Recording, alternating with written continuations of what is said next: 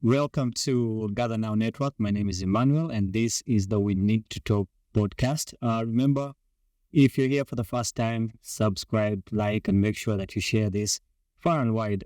If you want to learn anything new, if you're going through stuff in life, I believe that this is the podcast for you.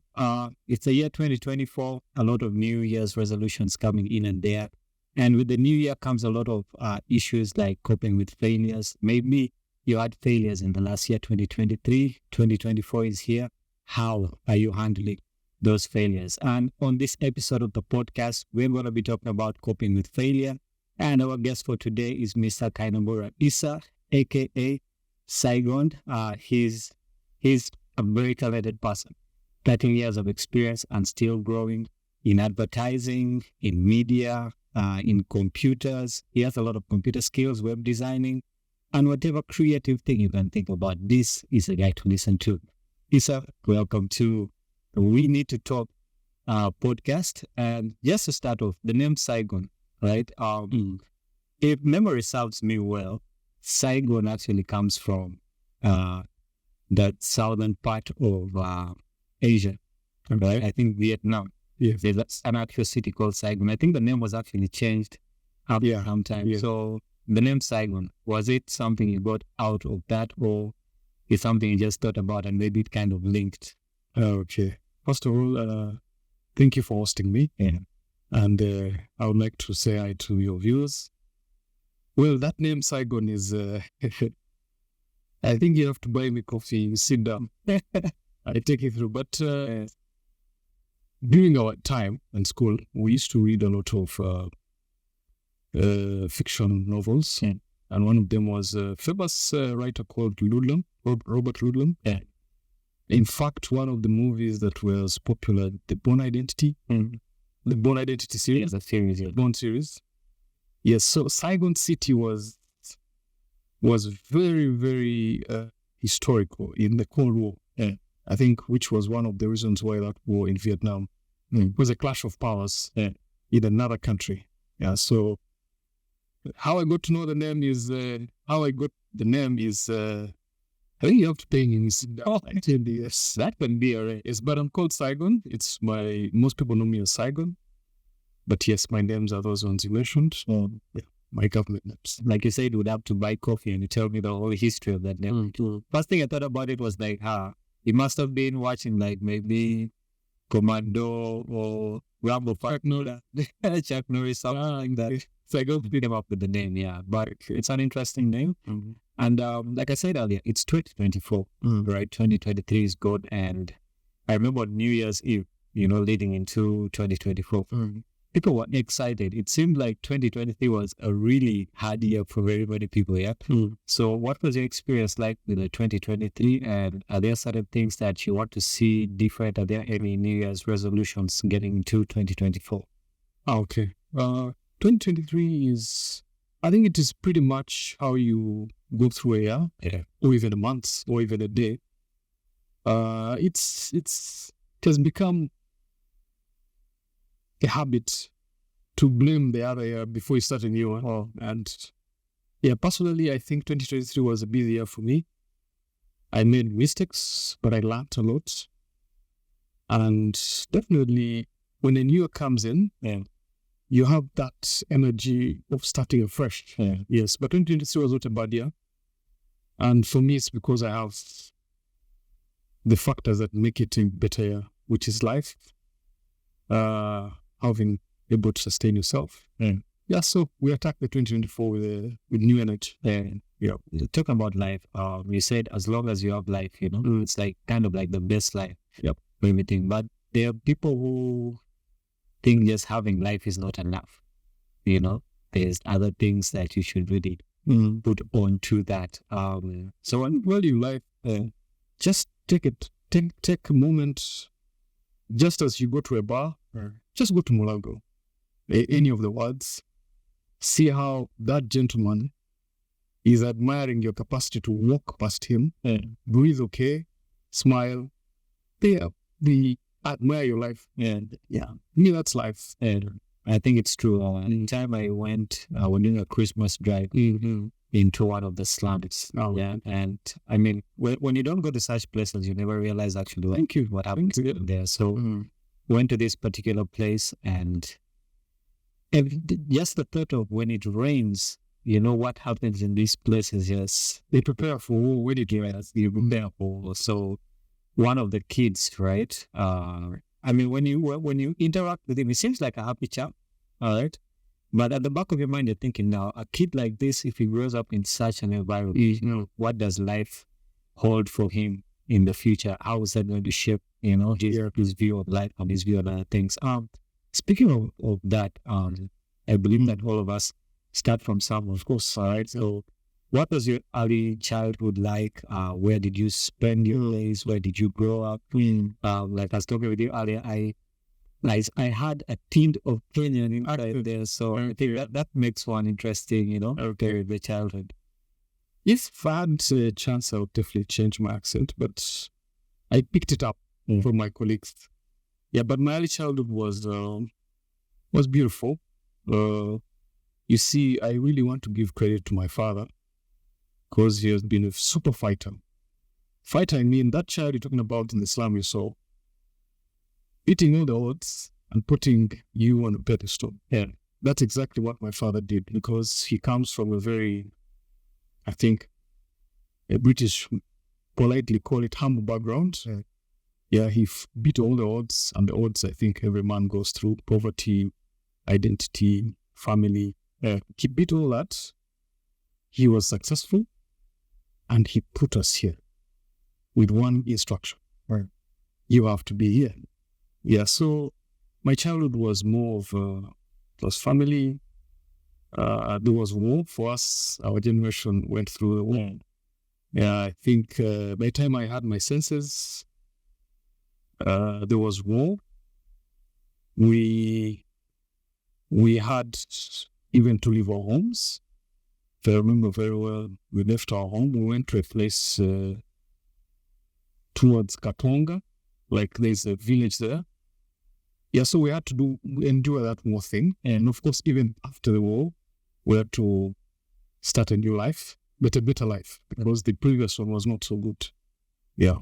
I remember my father used to tell me that if you bought a new car, you had to make sure Sergeant, for example, Sergeant Abdallah, who is the OC probably for a post in your town, drives it around so that people know that car belongs to him.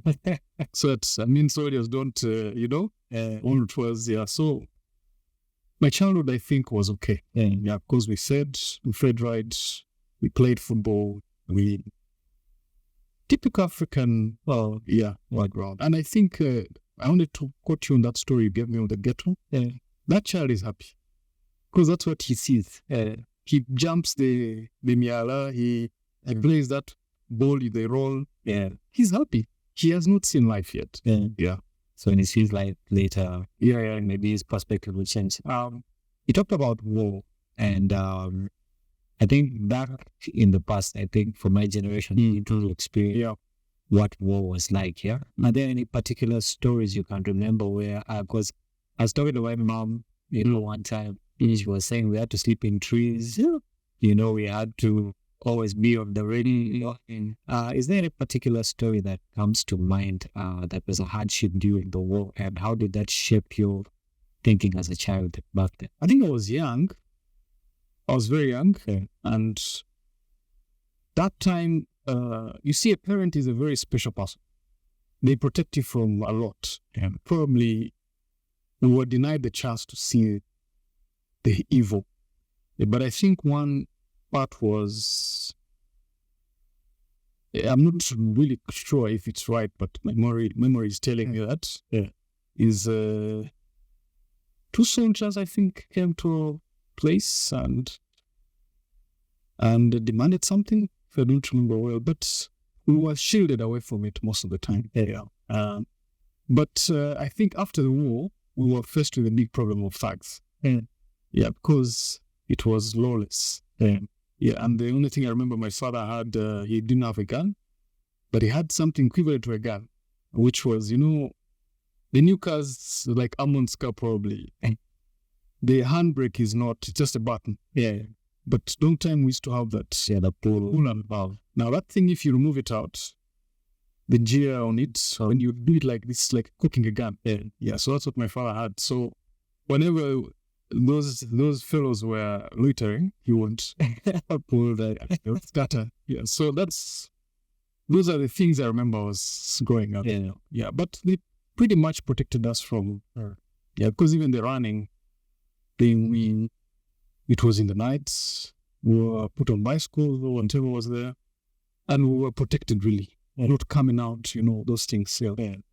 I like how you put it, especially when it comes to parenting, how your parents really shielded you from all that. And I think we'll be talking about that later. Parenting. But before we get there, the schools you went to, the dreams you had as a child. I remember as a kid, I wanted to be a lawyer. All right. And my mom always told me, you argue too much. I think in future you should just. So I grew up with the thought of, I should actually be a lawyer. But when I went through school, went through university, things changed. I realized that, I can't be a lawyer. I need to be this. So which schools did you attend? What were your dreams and aspirations as a kid? And how did that change, Okay. Aspirations, it's hard to know. We envy that time. I think our times, it's not like your times. Yeah. Personally, I envied serving the army, personally, because that was the vibe then. Our uncles they had that combat fatigue, trucks, the guns. So you envied that power they carried. Yeah. Yes, but as you grow, personally, God gave me a talent, which is freehand. That time I used to draw. And of course, society prejudices like an artist is not something people want you to focus on. That's right. They want you to have those structured things, doctor, lawyer, engineer. So I used to draw, and I think most people did not like it, but my father and my mom, to an extent, liked it. Yeah. And I knew that by the fact that they used to bring me crayons.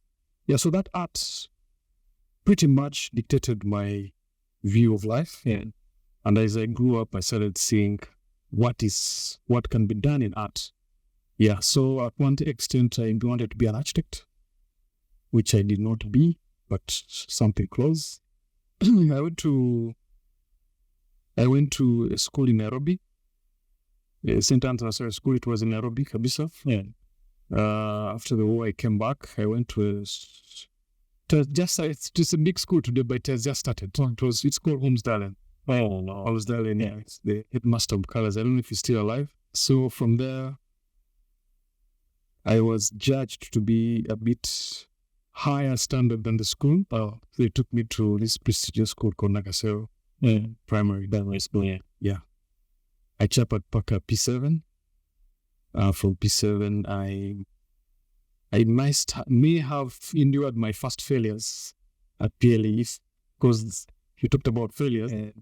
Yeah, so not enough guidance. I ended up in a school called Makere. It was supposed to be Marcos, but I think there was a delay. So in the process of applications, I had to wait in certain school. I've forgotten the name. It was Makere something. Makere High? I think the one in Wandega? It was just below Wandega. Yeah. Yes. Makere High School. Yes, the headmaster, he was trying to mimic Marcos. And maybe that's why we fell for it. Yeah, but from Marcos there, I went to another school, different country, which is Rwanda. It's called International Academy. In fact, the vibe my father gave me was, this is an international school. You choose. You stay here and do this, or you go. Yeah, he was doing business there, but also the fact that it was a new country liberated, and we have roots there, big roots. So just like every Ugandan, you feel you have to. Have you been to Juba? No. Whenever there is a fresh country, we like to trade. Yeah, so my father was doing good business there. So we went to Rwanda. I did from S1, S2, S2 to S6. Yeah. So I came back after S6. I actually did university there, but did not complete. And then I came to Uganda. The rest is history. Yes, yes. But to answer your question, I think we plan, but God plans. Yeah. Yeah, you never know where you end up. Nobody. Yeah. Yeah. Yeah. With that, I think there's a verse in the Bible somewhere that says that man can make plans, but the answer comes from God ultimately. Yes. Yeah, I think. Yeah. Yeah. So you're a bit sort of like a journeyman, right? Yeah. Uganda to Kenya, Kenya back to Uganda. Yes, yes. Uganda to Rwanda. I don't know where I'll end up. But Uganda is my home. Yeah. Yeah, at least even if the journey is there, home is home. Yeah. So what are kind of like the differences, between Kenya, Uganda, especially in view of the kind of life that is lived? It's all East Africa. We're all Africans, but I think that there are certain things that are particular to these. Yeah. Very, very true. There's stereotyping, which I really don't like. I don't want to go there, but there's that general perception. Yeah. Kenyans are hardworking fellows.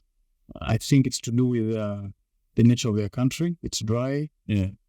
And the British did a good job with Kenya. They zoned it in a way. So, for example, farming, they zoned them so much that so they were forced to work harder. Yeah. Kenyans are quick. They're really work-oriented, and they have few excuses for work. So theirs is work. Ugandans here, we are more human to an extent. We prefer the good side of life to someone. Because it's almost like you're going to, if you stop me on the road and say, who is this place? I'll tell you, I'll even take you there, but you can't do that in Kenya. Yeah, they have no time for you. Rwanda on the other side is not, it's a closed community, and I think it doesn't start now, it starts way back. Yeah. People are more closed in. They value perception more than anything. You may never know if that gentleman is actually sleeping angry. They put on a facade. Yeah, the facade, yes. So it's hard to know, but you survive. We are made to adapt to any, but the differences are there. But Uganda is home. I mean, like it's home to even a Russian. If a Russian settles here, to answer your question, like it's friendly. Friendly. We are very friendly. I think most of the foreigners I've interacted with have the same thing. Uganda is like family. Yeah. Let's talk about failure. You said in your P7 PLE, right? There was a bit of failure there, and I think it wasn't the only failure in your early life, right? And I think now that you've grown up, you deal with failure differently from the way you dealt with failure back in the day. So, like that example with the PLE and failure there, as a young man growing up, as a child growing up, what was your view of failure, and how did you deal with it at that time? Okay. Yeah, failure, of course, at my age now, failure is just normal. It's actually like, it's like a booster. I see people here take rock boom to keep awake. That's what failure does to a person like me now. It keeps you on check. But I cannot quarrel over failure. Coming back to P7, from when I started school, there has always been that theme of excellence. Excel. Not to brag or not to show off. I used to be leading class throughout until around P4. And our generation, as proud as I am, we used to compete, even in class. We compete kabisa, like you. If I'm number one today, Titus, cannot forget the name, Soron George. We used to compete. And the fact that there's, I think it was P3, we had 2 number ones in class. So the competition was hot, I think, until P6, and the levels went down. I think life starts coming in there. I got a few issues, health issues, but I was supposed to grab a 4 points. That time, you come from Nakasero, you go to Budo, you go to SMAC, you go to Ntare, those good schools. But I did not grab a 4. Even if I had grabbed something of the same in mocks, I did not grab a 4, and that hit me the wrong way. Yeah, because you lose all your friends because they go to the schools. You cannot knock in. That time there was less of back doors like today. Like you can take your child to Mac. It was that way was straight up. It was straight. It tells you, Max, you don't have a sorry. Even if you were the son of the president, I think that time was possible. So I felt like I had laid down the whole village and the community, everyone. Yeah. So it was hard on me. And I think I didn't recover much until S4. Yeah. So I kept thinking maybe I'm weak, maybe I'm not that. And that is bad for a child because when you go to Budo, for example, there's that confidence they give you. All these good schools. Formerly good school, I don't know now, but there's that pride. Confidence of a man is important. Yeah, very sure, friend. Yeah, so I lacked it for a time, but I recovered it here. Yeah, that's what I can say about that time of the failure. So failure is a wake-up call. Yeah, it's not defeat. I refuse to say that. Yeah. Interesting. So moving on from your early childhood, going to university, being a journeyman within East Africa, I think the only place you didn't really stay in was Tanzania at that. Yes. I've not stepped there. Yeah, I'm reserving. I can go there, but it's historically Tanzania has historical things to me. Yeah. So I'm reserving it for the special moment. Yeah. Yeah. So I think all that early childhood, all the failures, all the experiences that you had, they always contribute to the kind of person that you end up being. Yeah. All right, and also kind of the career you end up choosing. You had earlier talked about.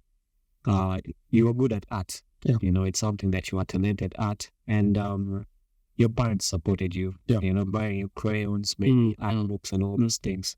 When you got into the work field, because art has a lot of branches to it. Yeah. Creatively, advertising, so it's big. It's big. Media. It's a very big thing. When did you finally choose and say, what, I think this is what I should be doing in my life, as opposed to doing other things? Yeah. That's a decision I took in S6. I had one of my first mentors, and I want to say hi to Bob Rentha. Is it Rentha? It's from Fort Portal. He was very instrumental in giving me the real business line of art. Yeah. To us, artists were people who draw, paint, and then sell. There used to be in the village, there used to be people who come with paintings, the usual amateur paintings, and then you buy, you put in a studio. But Bob had gone to Holland. That time, let me use the words you understand, graphic design was strictly for European and Western ones. For us, we had those teachers, even like there was nothing on ground. So Bob had done a course in Netherlands called multimedia. So he started telling me all these things, animations, multimedia. So he, for lack of a better word, he corrupted my mind a little bit. So when I went to university, personally, I wanted to be an architect. I'll be honest with you. I wanted to be an architect, full stop, because I have already drawn structures from bridges to what. But life turned and I didn't get it. So I was wind blew me into what we call, that time it was called computer science. Yeah, I was there. I was performing. But I'll be honest with you, that's when I started my journey to what I'm doing today. Yeah. While everyone was going to the hostels, I was bribing the lab attendant to lock me in because I had gotten, there's on the computer, I don't know if it's still there, because I rarely use Windows. There's a paint program there.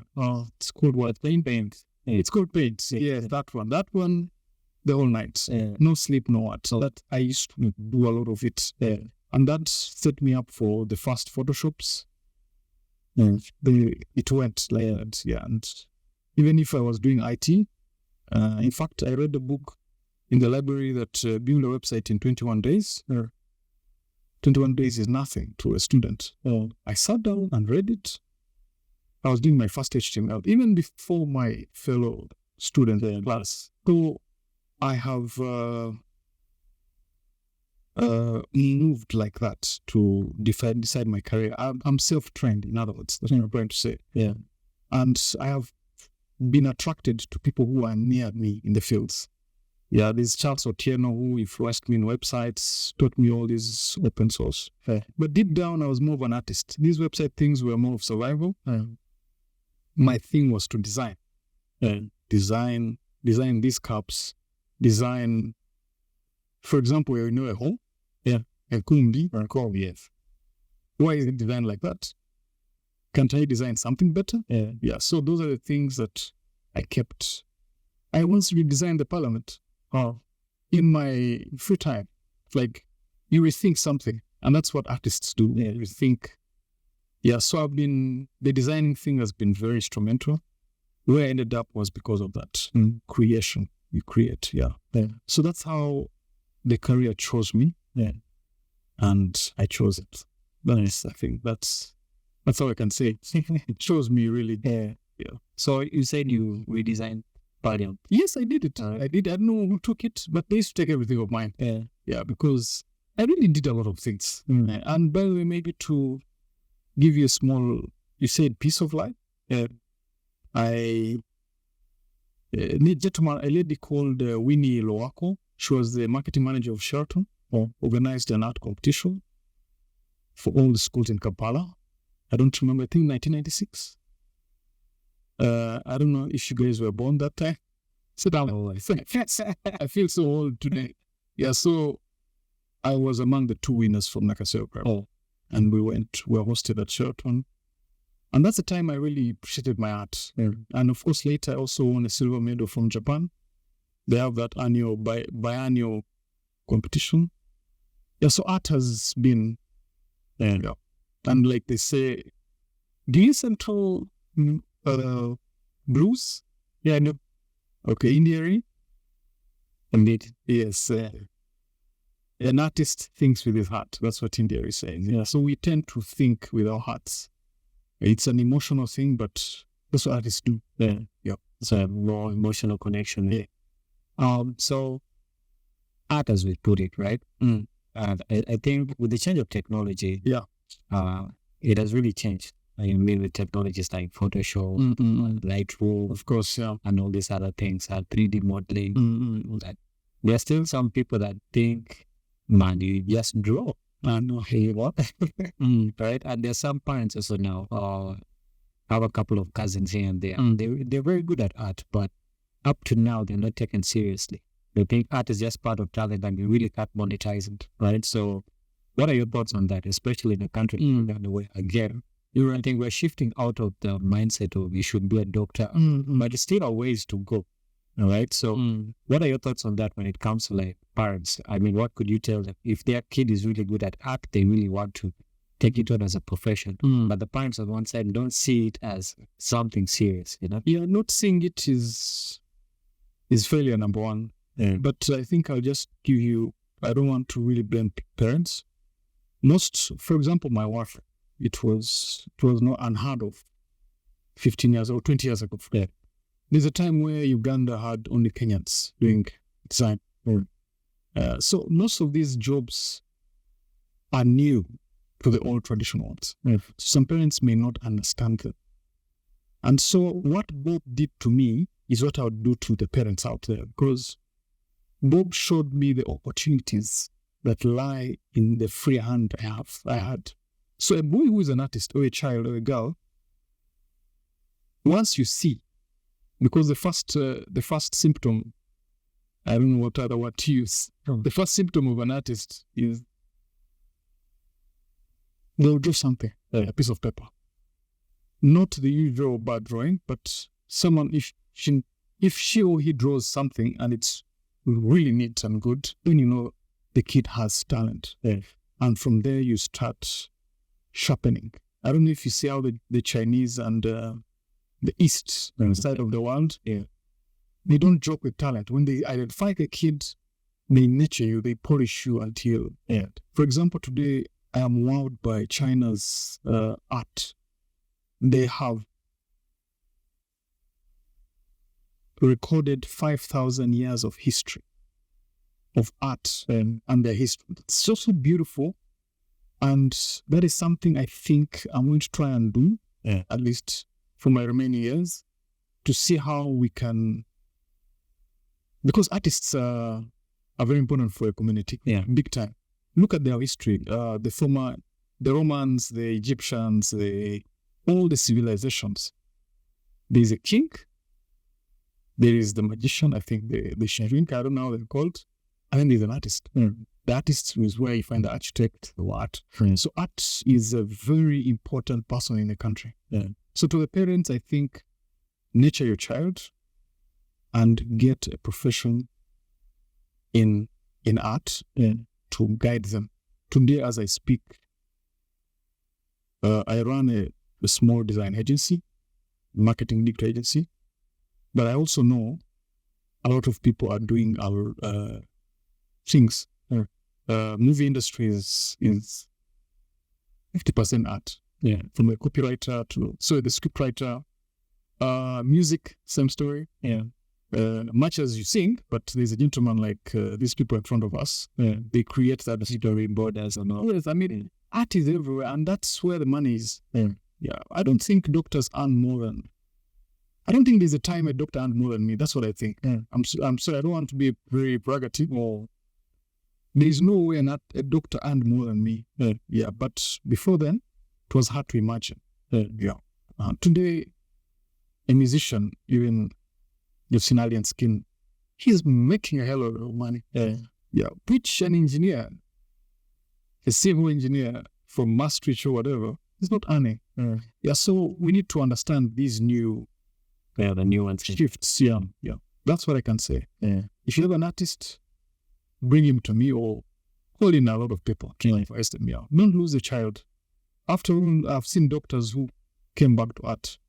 They got all the papers, but they came back. Very many. Well, one of the radio presenters, Mitch, they worked.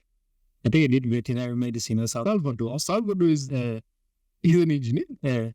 But I don't think the money has to do with the arts. So let's not lose the talent. And it's good given, by the way. Technology has really changed. It's not way back what it was. No. And now we're getting into the time of AI. And it's revolutionizing the game, if I can say that. And there's a fear that AI is going to take away your job. In my mind, some people are taking it as a part of failure, actually. If AI can do this, I don't really need you anymore. All right? I can just type it into the computer and get better work than you could have given me as a human being. So how are you and the creative industry actually dealing with the AI that is coming up? You're right. I think AI is not the first time to I don't know what word they use there to disturb the norm. Disturb. It's a word, disrupt. Not the first to disrupt a norm. We just need to adapt and use. And these are tools, by the way. It's not. You can't just think AI is what's AI? It's a tool. It's a tool that uses programming whatever by a human being. Like you feed all this, you give it a basket of things, and it picks from that. It cannot go beyond. A basic thing is like, for example, if I'm to recreate a coffee cup, I don't think AI would be helpful. It will give you all types of coffee cups that it knows that has been done, but it will not rethink it. So you need a human brain. So I think the best way to handle this is to use it. To use it to add value to your service. Other than worrying about it taking away. Of course, things will change a bit, because if you need a logo, for example, You go to Fiverr or to these other AI platforms. They get your logo, but I guarantee you, a logo from an artist is way better. It's more human and more better because it's well thought. Yeah. AI does not think beyond what they feed it. Yeah. So AI is actually not, it's a threat, but not a big threat. It's not a big threat. Actually, it's a tool. Yeah. It's a tool. Like, for example, there's a funny joke about a thing I read sometime. The gentleman who was Ford, the one who made the car. Ford. Yeah. It took him time to convince those guys who used the horse carriages that this was the best option. It took time, but the horses did not die. They're still in. Yeah. But the car is. So it's you to adopt. You know, these things are tools, Emma. Most of them are tools. Yeah. It's just how we use them for better. Yeah. I think to speak about the same Ford, the car whiteness. I think the person who was single, so he says, why don't we have two of them? It's just, it's, we're always transcending, moving. Yeah. Today we are seated here in front of, your platform is YouTube. Long time it was the preserve of a few studios like UBC. It was not anywhere to find. Yeah. So we just keep advancing. You just need to adapt. I think that's one of the strongest things about human beings. We adapt. Because if you throw someone in a desert, we will find a way. And we're, by the way, engineered for that. We're just weak sometimes, but we're engineered for any adapting. Yeah. True. I think with the work you've done over the past years, I think 13 years of experience. I know. There are certain big failures that you actually experienced. And I think that some of these failures actually knocked you off your feet. And I'm a basketballer. Sometimes I think, this is a game I should have won. End up losing the game and I'm going up. And I start second guessing myself. Should I really be playing basketball? Okay. Should I really get back on court? And I think in your life also, there must have been some major failures that made you rethink, should I really be doing this art thing? Should I really be doing graphic design, right? What are some of those major failures and how did you cope with them to bring you to the person that you are? Most of my failures are private. I think that's one of the reasons why I handle them. Yeah, and I would like to call on everyone. Failures should not be the end of something. Yeah. A failure is a lesson. Yeah. If you take it as a lesson, it's easy to sort it out because you cannot solve something without understanding something. So some of the failures I can easily tell you could be in my work, could have been probably bad decisions. And bad decisions can be not taking an offer over a selfish or I think maybe we can base on that. I used to take decisions based on what I want. You reach a time when you become sort of an expert and people seek you to do their work. But then you start filtering them along those lines. Does he have capacity to work with me? So the pride and I think I got a bit arrogant and I failed in one field, which could have been the turning point for my career then. Yeah, so arrogancy may have cost me that failure. But from there, I audited and realized it was arrogancy and a bit of laziness. So failure, I really handled failure like that. It came as that and I handled it and I fixed it and I was back. Most of your failures are proven. Yes.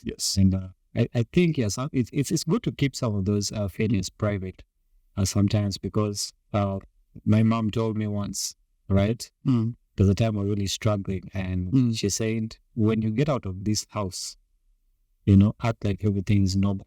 Thank you. All right? When you come back here, you can face your failures inside face, all right? And it will make you stronger to face the world out there. Yes. And I think, sometimes failures actually... Can I add something to that? Yeah. I think most of our reasons why we can't deal with failure is because we share it with the world. Now, when you share it with the world, you tell Emma, you tell X, Y. If those three people you've told don't help you, they're most likely going to tag you to the failure. Another tagging is more pressure on you, and you end up feeling hopeless. Yeah, but if it's private, you keep handling it, you keep thinking about it. Yeah, and you solve it. If you're man enough, I'm sorry to use that word. Yeah. I know these days people are too sensitive. But if you're man enough, if you have the balls, like Americans say, you deal with your failure. What failures of men are not the ones I know. You failed to get this girl, you failed to get this job, you can't get the car like Emma has. Because they're very small failure. You understand? But the biggest failure I think I could worry about is you failing your family or your parents or your community. That's what I think personally.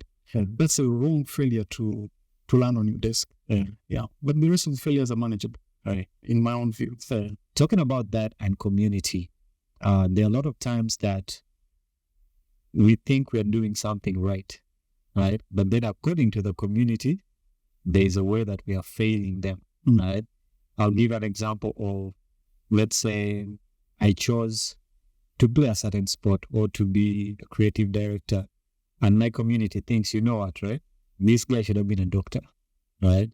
In the Indian community, basically what happens is the whole family has to move into a certain line. If this is a line of lawyers, they have to be lawyers. So when one jumps out of the pond and decides, you know what, instead of law, I'm going to, let's say, be a car dealer or something like that.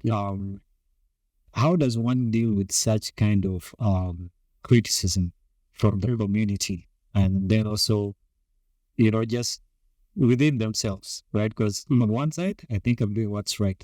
On the community side and on the family side, I'm doing something that has deviated from their plan, right? So how does one deal with such kind of failure? Okay. I think you're right. I think the right word to use, you rebel. Most people call it rebellion. You rebel against the norm. Most times, rebellions can be positive. For example, I know he's a politician, but I normally use his example. The current president comes from a pastoral background. Yes. So he was land, so he tried to change their way of lives because he saw this prosperity. Because while before ages work, pastoralists used to move where there's green. That's where they take their cows. By telling them that the movement is now not possible because now there are rules, there's a government in place, there's sovereignty, you cannot just cross here and there and there. So sometimes people can take directions, but ideally it's best for someone to explain, to talk to, especially the parents, because the parents have that also the pressure of the community. Direction of a route should not be bad. The baddest failures are those ones of wastage, wasting yourself, which is most common with people.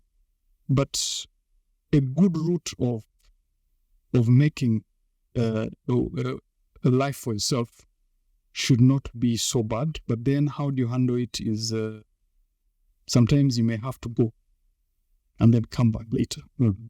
Like you have to take a decision. And if you want to be a basketballer, and maybe you're in a village, let's say Kapelabiong, let's say, if you take a bus and maybe you've talked to your parents and they're not feeling it, take a bus, go do your thing, handle it, come back, because we have seen these things happen.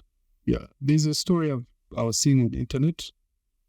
This Indian family, good enough, you talked about the Indian families are they're family oriented. So if family wants you to be a doctor, You have to be a doctor. you're most likely going to be one. And the only option you have, the only freedom is after you become a doctor, do what you want. That's the Indian philosophy. So this gentleman, they migrate to US from India. the family does everything for the kid. But the kid along the way, the world keeps pulling him to entrepreneurship. The parents feel they would have been happy if he was a doctor. Yeah. But this gentleman was entrepreneur, like, I can buy these used things, sell them here. And he was doing it in the process of studying. He is pushing this career the parents wanted. And along the way, he dropped out and the parents were like, you're a loss. But today, I think he has a $300 million business out of those risks. So I think if you feel, mitigate all your risks, do your homework, pursue something you feel will be valuable to you. Not just emotionally attached. Yeah, and I think that the best way to do it is get someone in that same field to give you, like for example, like he was doing basketball. Look for, what's his name there? I know one basketball. Is it Mondi?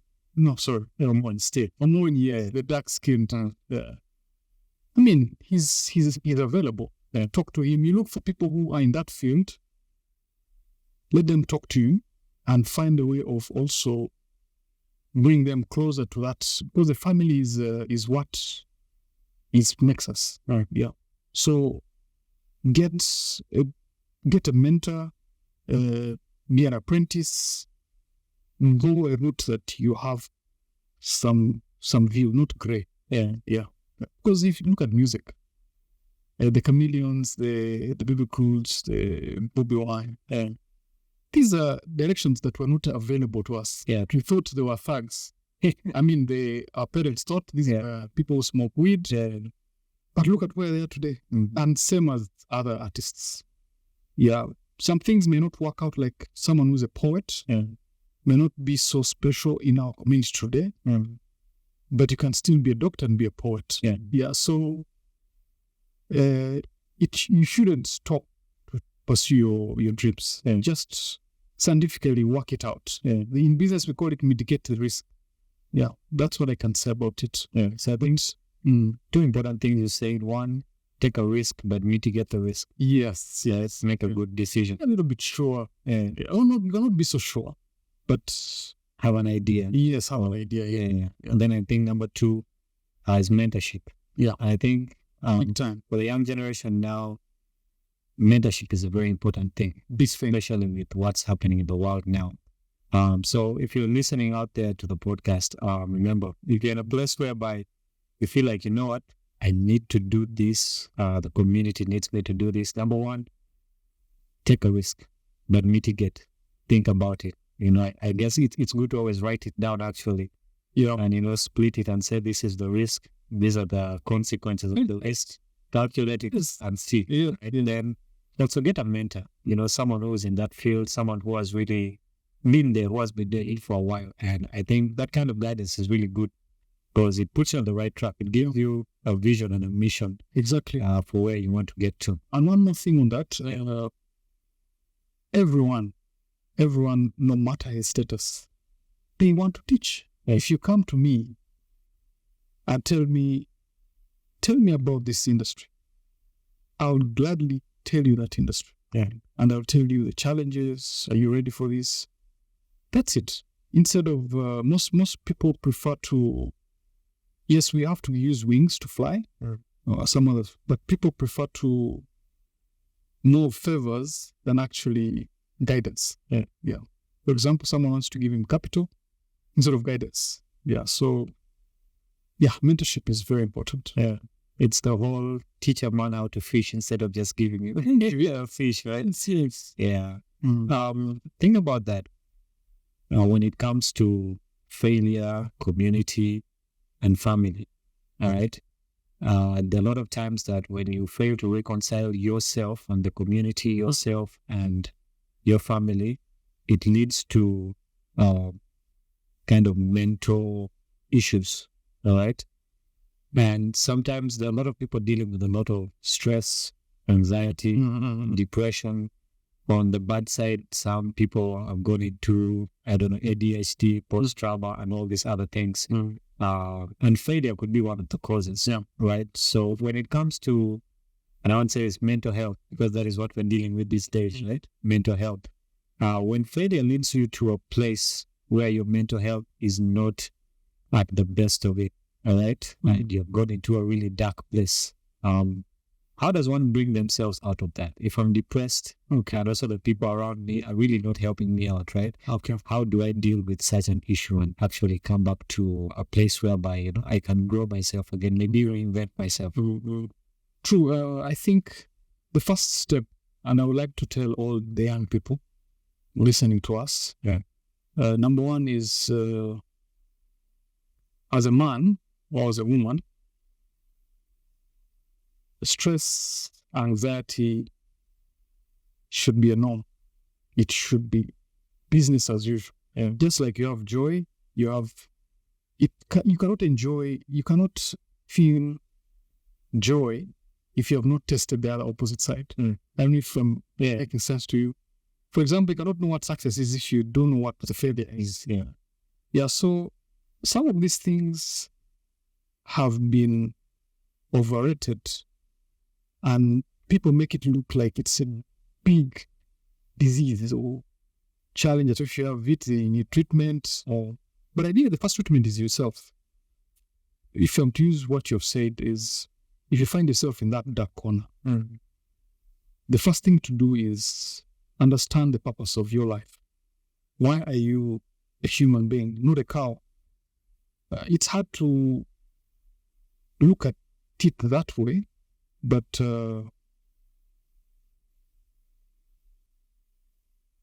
me, I've been given one super weapon right from childhood, which is Islam. Islam teaches us to accept and to thank both good and bad. Give me a scenario where what would have caused that person to be in the dark corner. So what issue pushed him there? So let's paint a picture of these days when we talk about success. All right, success is getting a good job. Yes. All right, probably getting married and having a child. Or children. All right, buying a piece of land somewhere, building a house on it. All right, that is a view of success these days. But away from that, I might have a good job. All right, but at that point in time, I'm not actually willing to get married. Maybe I want to postpone it for later. And on one side, my parents and the community are hounding me about, get married, get scar. And then you find that now it starts creating a gap between me and them. So it's like every time we get to interact, they're hounding me with this, to a place whereby it leads to stress, right? It leads to division between me and the family, because if there's a family gathering, I really don't want to go and deal with that stress of the telling you to do ABCD, all right? Or we could also put it in a way that maybe I have a job, I'm not making that much money, and I'm supposed to take care of the family, all right? My mom is asking for money here, my little cousins, I'm supposed to take care of them here and there, and at the same time, I'm supposed to be taking care of myself. Yourself, competing with your friends. Yes, competing with my friends also, all right? And all these forces, come upon me.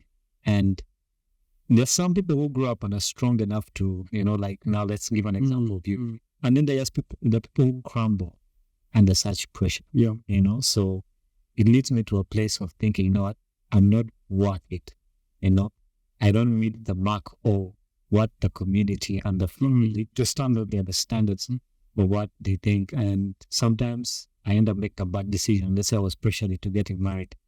I marry woman X, and along the road, things are going bad. This one cheats, the other one cheats. There's a kid in the mix. There's even sickness. There's sickness somewhere there. And then we end up into depression. Okay. All right. So in such a situation, how do you deal with it? I think in the beginning when we were talking, I said it's number one, it's best keep your failures private. Today, most of these counselors, they're called counselors? They're counselors. They're psychiatrists. Psychiatrists, yes. They tend to tell people to open up. You have seen churches where people testify, and But in my own opinion, as Sygon, I feel you double the problem when you decide. However, I am not saying you shouldn't talk to someone.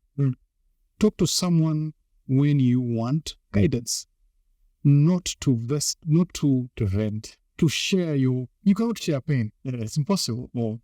If let's say, like you said, they're pressuring you to marry, you're now dodging all family activities, even missing calls of your parents or your guardians or your family because of that question, then I think you just need to man up. Like, man up. No one is feeding you. You're a man. Parents love us unconditionally. Let's be honest. Whether you have money or you don't have money. Some parents, not parents are all the same, but I know for sure that if your parent knows you're working here and you're earning this and you're spending this, if you have talk, I think maybe men need to grow up. That's what, I'm sorry to be so blunt, but once you clock 20, okay, once you finish your university and you're working, you're living in your, like we used to call them shacks, like your space. Even if there's nothing there, it's your space. You should be able to have the conversation with your father because, you're a man now. You're not under his roof. You should be able to tell him that, look, I cannot marry now because I need to stabilize and work. And if you want me to marry, this is the hilarious part, get me a wife. Put the pressure back. You want me to marry? Look for a suitor, and then I'll choose. And if they bring, maybe you say no, like you buy your time. We can use your skills you used to do your street thing, to hustle. Yes, to also don't run away from. The problem is running away. Most of our people run away from issues. Yeah, I have an issue with you. Probably you're hitting on my wife or my girlfriend, but I'll not tell you. You understand? But if I told you, maybe you could find a way to. Yes, you can maybe stop, or you can say, okay, no, let's compete. And I know, but most people tend to run away. Most people are hypocrites, and it is one of the big problems. People are not what they are. I think if you listen to hip hop, there's a gentleman called Tupac, and he talks about someone who's being funny. Funny is trying to be what you're not. Yeah, and if we, yes, I don't see a problem me going to a function. If they've raised you right as a man, go to a function. At least the way you lie your friends that have a line to answer that question. You know that question? The question you say that why not marry? Have a line, a smart line. Spend the whole night thinking about that line. Hang it. And people will respect you for that. They will say, X is the guy, he has his plans. And that way you're not running away. The moment you start running, the road ends also. You go to that extreme end where you are stuck. And if I'm to give you a solution for stuckness, I think the first thing is to first look back and appreciate yourself. Yeah. And life is not about competition necessarily. It's not necessarily, we are not equal in terms of, I call them blessings. Because, for example, Emma, you cannot kill yourself over failing to get a business. But because a bird wakes up, I give you an example of a bird, a small bird. These birds that sing in the morning. They have no business plan to get food. They wake up, they fly all over, and they come back full. You know that? Even us, I think to an extent, God has prepared these things for us somehow. We just need to live within our means, be content, because I couldn't be crying over not having the phone like Emma's. yet the gentleman behind me does not even have half of what I have. Yeah, true. Yeah, so I think contentment is a problem. If you can be content with everything you have, and pray on, work harder for what you have, what you want to have, I think you can avoid that scenario. Yeah. I think a couple of important things you said there. One, don't run no issues. Don't. All right. Yes. And be smart about dealing with them. Deal with them like you deal other things. Yeah. Most of these young boys, you find they're playing around with 5 girls. That is a skill. You know what I'm saying? He would be called a player. Yes, it's a play, it's a tab, but look at the amount of skill in there. Yeah. You know, playing 5 girls. That's super skill. Yeah. Why are you failing to use the same skill to And I think they don't see it in that perspective. They don't see what kind of skill it takes. No, I think what motivates them here, not me motivating them, but it has proved that you have the skill to mitigate the 5 girls. Of course, your motivation there is a different thing. Here, your motivation should keep family line open. Yeah, right. And then another important thing I think you said, when you reach the end of the road, just look back and appreciate. Yes. You know, I think so many times we only look at the negative part of life. Like, I reached to that point, I'm thinking, man, all these bad things have happened to me, you know, and the positive things kind of are just swept to on. Now, so if you're out there and you're really facing hard time, look back with the good things that happened to you. I mean, like you said earlier, life in itself, as long as you still have life, there's a lot of things that can happen. And then another important thing you said is contentment. Yes. Be content with what the biggest disease we have today. Yeah, contentment. Yeah. So, I mean, if you have an Android, you know, there's this Android iPhone war, right? Yeah, be content with what you're. Yes, yeah. If I'm to use Jay-Z's words, it's not important. Yeah. And I think another thing you said is, don't compare yourself. I mean, I can't compare myself to you. There are certain things that you are that I can never. All right. I have good things about me. You have good things about you. And I think that brings me to the next thing. With the advent of technology, a lot of things change, right? Every time you go onto social media, you realize that the picture that people paint of themselves is not who they are. All right. I could go on the internet and, I don't know, find a Benz on the road somewhere, stand next to the Benz, take a photo, take a short, right? And whatever caption I put to that is up to me. Okay. And I have people believe that, you know what, I'm living the good life. All right. Yet in the background, I'm actually not struggling. I'm actually struggling. All right. So what would be kind of your thoughts on that, especially when it comes to social media? All right. Should people be real on social media? Or again, should it be like, be street smart about it? Show them one side or then deal with the other side. I'll set with that street smart. If for some reason you enjoy being seen as a rich man when you're not, don't get sucked in. Because the problem is getting sucked in. Now, by pretending to be rich, and then you fear going home because you probably don't have that car, or you fear meeting your friends because you won't shoot them around or something, that is where the problems start maybe. But ideally, being real is a characteristic of a very intelligent man. Yeah, I mean, strong men, masculine men are real. They don't. There's no pretense. Today we do that. Most people do it because some people do it to benefit something.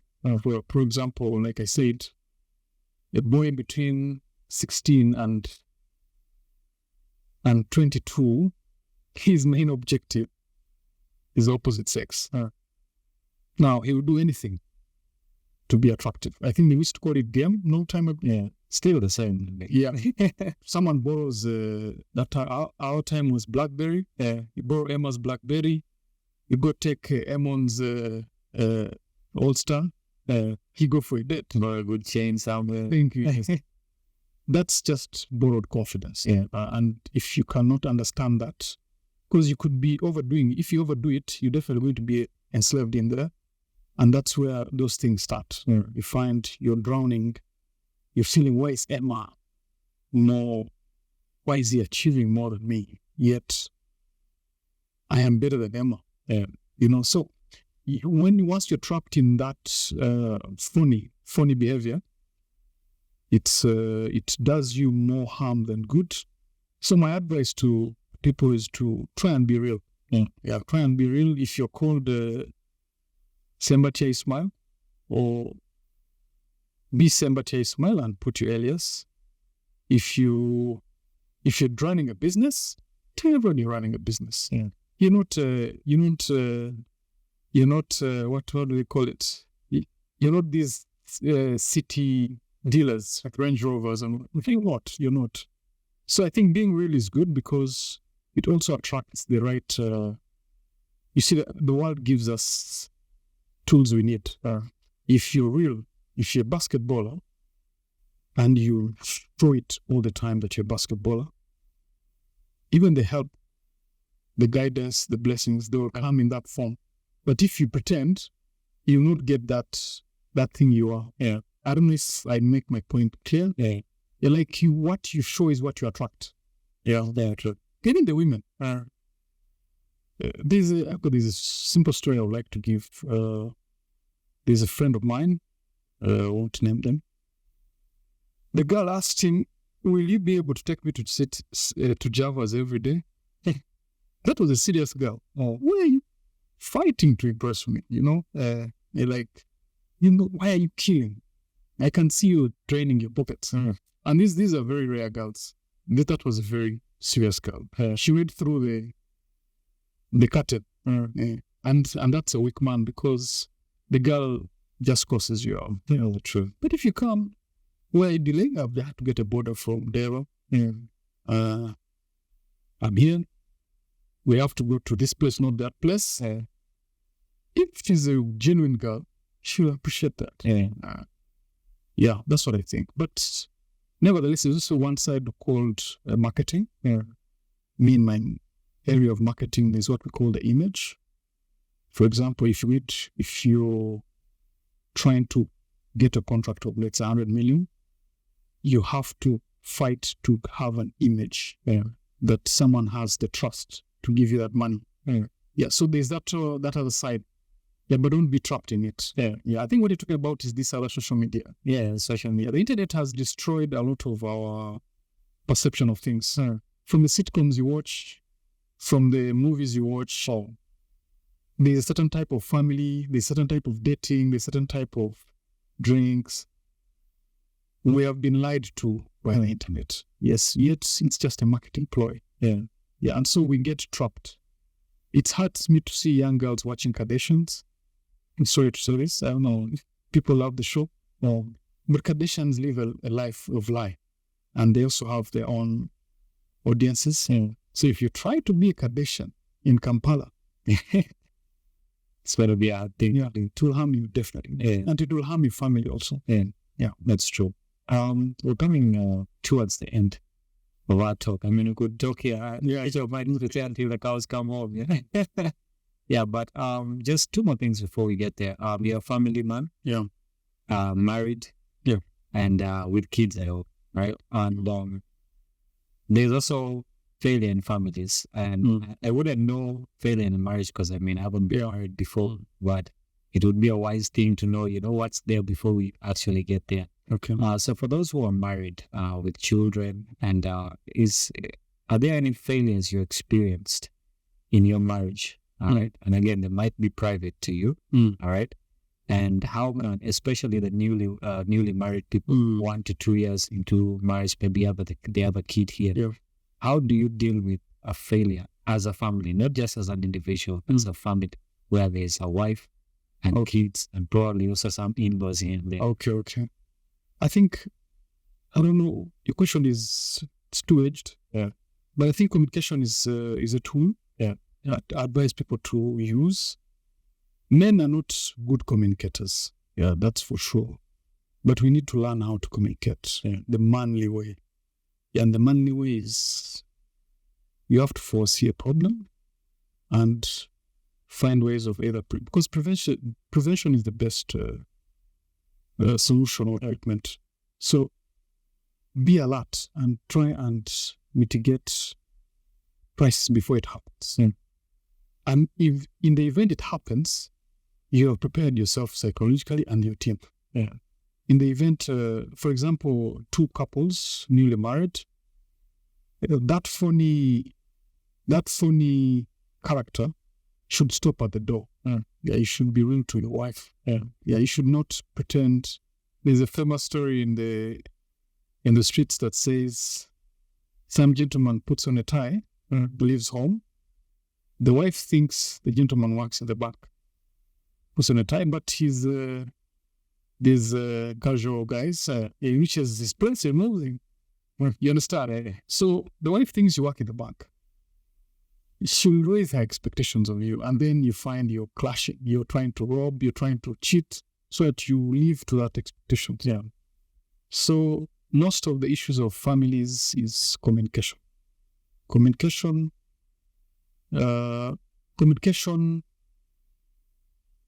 solves that devil called expectations. Yeah.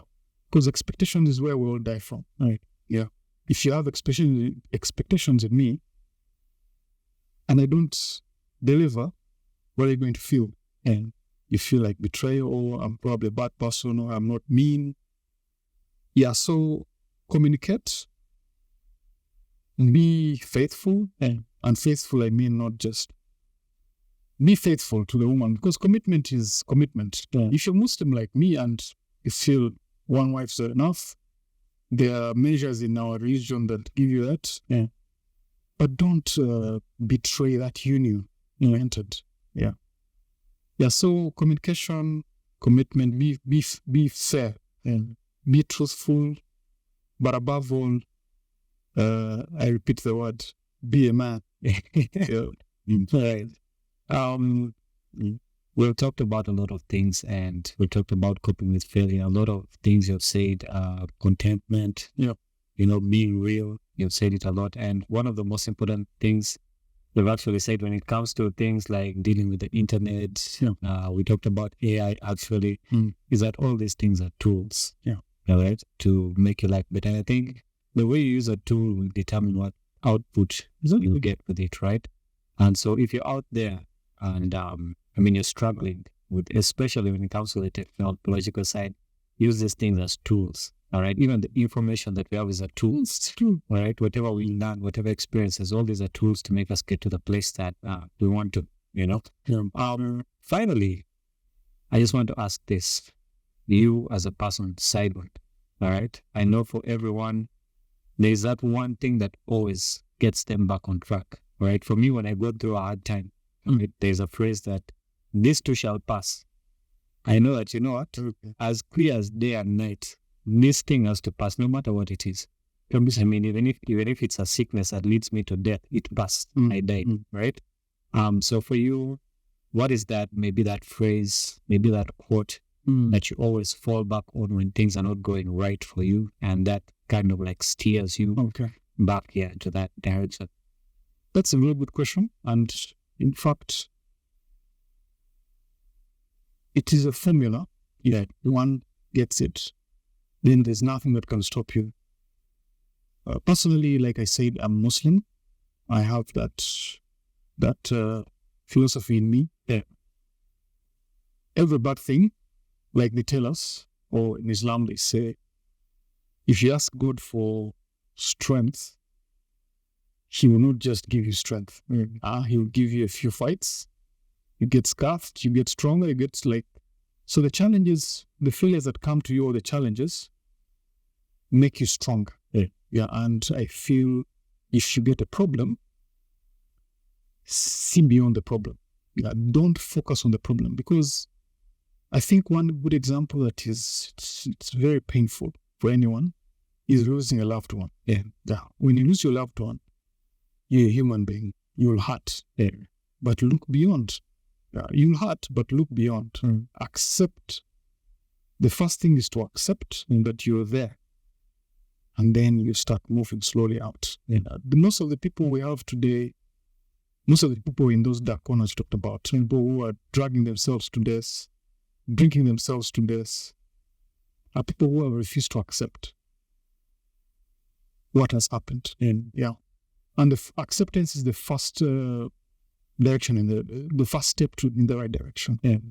Yeah. So I almost forgot to answer the question. Sorry. Yeah. So is there like a quote or a phrase? Yes. To me, I think my mantra is, if I get a problem, I believe it's from God. Yeah. When I believe like that, I know it is preparing me for something else. Yeah. So I try and be positive enough. Think of what may be coming. I can give you a good example is we invest money, 20 million in a project with high expectations, the passion, and it falls flat. What do you do? And that's what your question is. Yeah. So I go back and say, the mercy law? Whatever happens, What's going to happen will happen. Yeah. And that's what gets me going. I know what's going to happen will happen.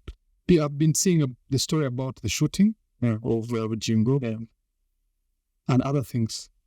Some things are bound to happen. He did not switch his seat out of information or knowledge. No. just happen. Yeah. So whatever comes your way should not be, it's not bad. Yeah. It is bad, yes, but it's not really bad.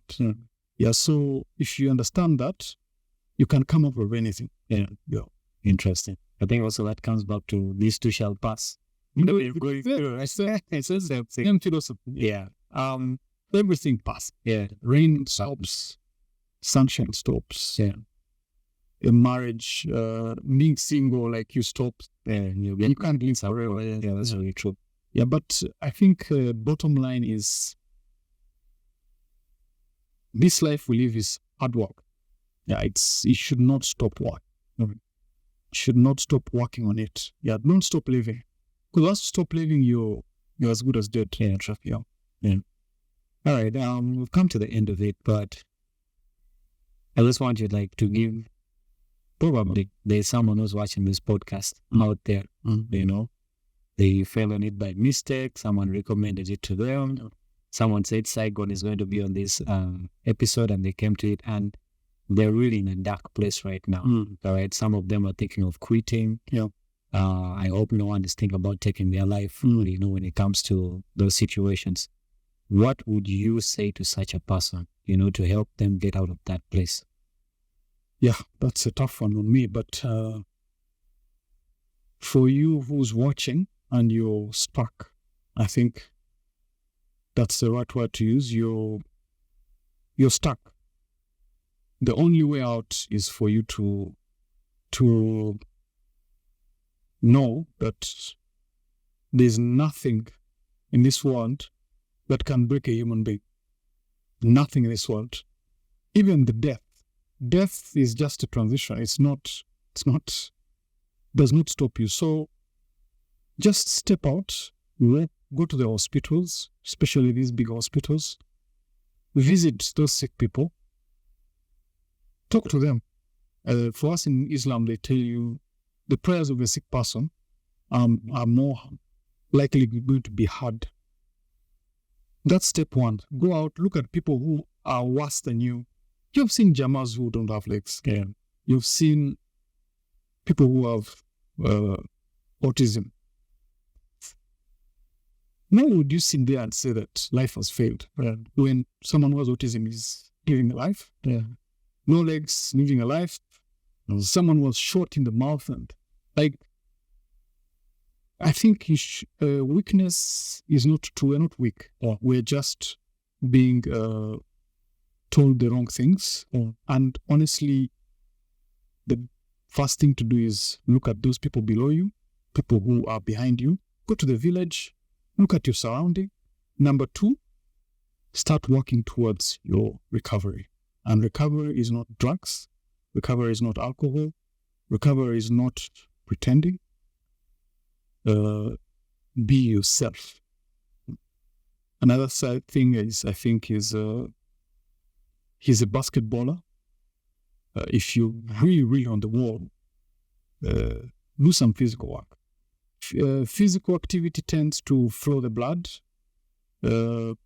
just like travel. Traveling does not mean you go into the Bahamas. Just if you're in Chengera, visit your friend in Nigeria. Change environment, change the people around you. Don't leave them, but just switch a little bit. And you'll see the freshness that comes with it. Yeah. Physical activity is very good. It gives you a new sense of energy, but avoid alcohol, avoid drugs, avoid all those vices we do. They do not help in any way. Yeah. And those are drugs, by the way. And they have another something else tied to them. They have something else they solve. Yeah. They don't solve your problems. Yeah, so don't abuse them. Yeah, I think that's what I can say. Yeah. Ideally, I would have told them to be Muslim, but be so overbearing. But fear God. Fear God. Change your environment. Be physical work. Most of the people in Kampala and metropolitans, most of the issues we have are more to do with sitting and routine. 9 to 5. Same people, same route, same. You're going to work every day, and then your brain starts getting clogged. So every small setback, you feel like the world is crashing on you, yet it's not true. All right. That's what I can say. All right. If anyone wanted to reach out to you, maybe there's a graphic designer out there, an artist, and they wanted to reach out to you on social media, where would they find you at? I'm on Twitter. I'm not so active, but I'm on Twitter. Facebook, I am there, but it's not. I'm major on Twitter. And I'm there to probably throw in a few words of wisdom. But my Twitter account is, maybe you can put it on the description. I will just put it. Yes. But I'm a very available gentleman. I don't hang out like, no. I probably hang out in the mosque for Juma. I hang out to eat. I enjoy eating. Those are the things that people no longer enjoy. Feasting. I call all of you to my house. We feast. We share things. I'm more of a people-centric, because we rely on people. Not necessarily help, but they feed us that positive energy. And so, meet people, feast people. One thing actually you should do, you young men, is if you get a home, your house, every month, cook a meal and invite everyone. Without any stories. No beer, alcohol, because it ends up the wrong way.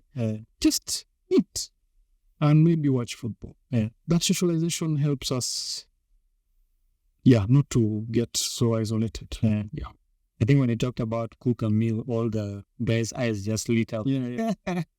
So should we expect that you cook us a meal? Absolutely. Every year, I know people, I always wondered why non-Muslims, and by that I'm not being so religious, whatever, but you and I know that when it's Eid, a lot of people are so excited about pilau. Yet pilau is on the menu of every restaurant. Why are they excited about Eid? It's because of that feasting together. If you look at our history, either our kings or those empire kings, feasting was a very important thing. It solves a lot of issues.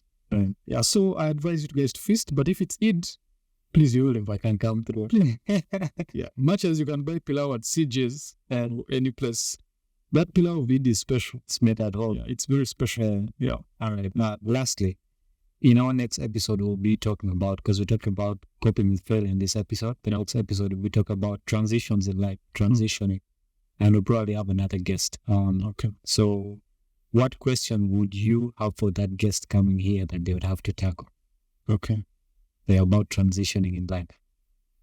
Maybe explain to me what you mean by transition. So transitioning in life could be, let's say I want to take the leap, let's say from being a doctor, and I want to get into graphic design. Right? And I'm really confused about taking that leap. It's a very big transition. I want to move from being an engineer into a farmer. So if there's one question you could ask the next guest who will be talking about that, what question would that be?